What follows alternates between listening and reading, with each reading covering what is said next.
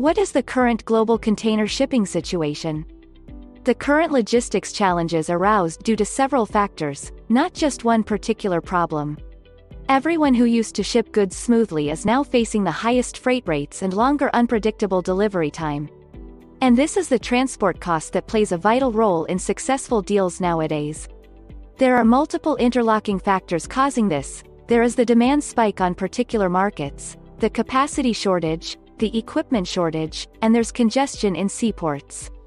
Simply put, the increased demand and pandemic caused the lack of manpower and equipment.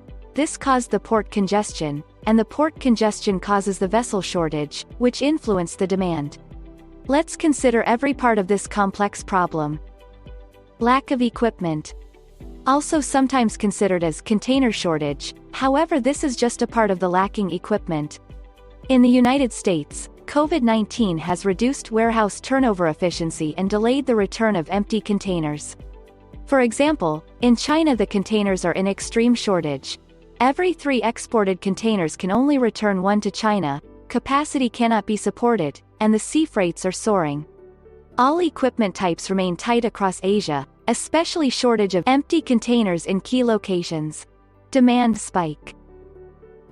Demand boom happened in some trades only. Along with the demand for equipment that led to equipment shortage, it could not be fully met. Even though the demand was expected to grow irrespective to the pandemic, it is a significant element making a difference to the current situation.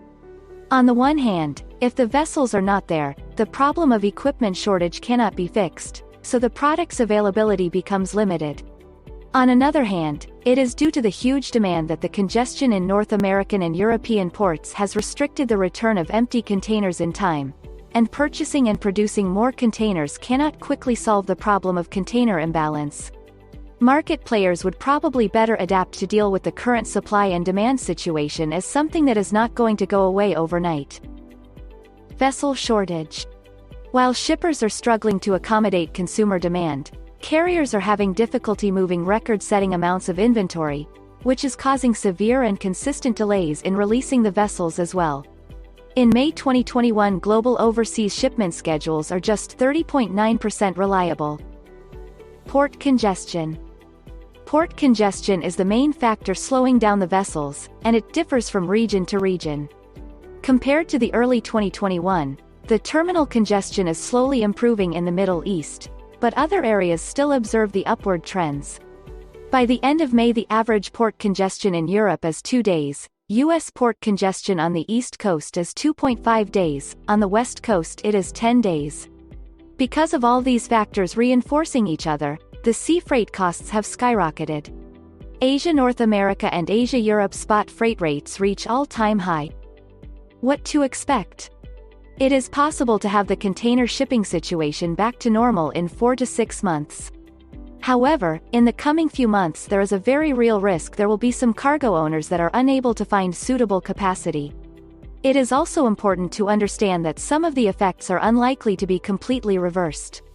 And in the situation when even small operational disruptions will have a disproportionately high impact, having the pandemic and accidents like evergreen, it can continue to postpone the reversal to normal even further. Did Ever Given make things worse? The incident on Suez Canal, that serves about 12% of global trade, brought great disturbance to supply chains, blocking more than 400 vessels. Even though the route is open again and the traffic resumed, the bottleneck effect is ongoing and will have long-term consequences, causing more delays of future shipments. More delays potentially mean higher costs as well. While it is unlikely to have a greater effect on the USA, the European and Asian markets are the ones to be most affected. What to do? Depending on the type of company you have, different types of procurement strategies involving short, medium or long-term contracts with forwarders would work. In all cases, shippers should consider booking as early as possible 3 to 4 weeks in advance and get internally aligned on what is it that is actually happening in the market.